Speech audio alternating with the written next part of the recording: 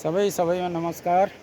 अहिले म गुल्मी जिल्लाको रुद्रवेणी भन्ने ठाउँ धार्मिक स्थलमा छु, जहाँ बडीघाट नदी र काली गण्डकीको सङ्गम स्थल रुद्रवेणीमा छु। अहिले हजुरहरूले देख्न सक्नुहुनेछ, यो रुद्रवेणीको सिन हो। यहाँ धार्मिक महत्त्वको विषय छ। पारी स्याङ्जा जिल्ला देख्न सक्नुहुनेछ भने वारी गुल्मी जिल्ला हो। यताबाट बडीघाट नदी र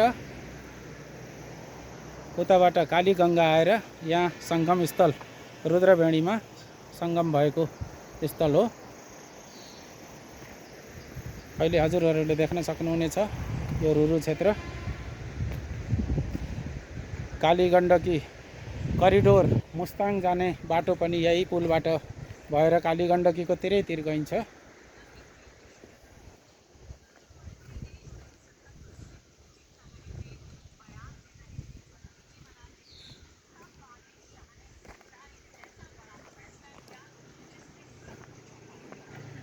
देख्न सक्नुहुनेछ यहाँ रुद्रवेणी।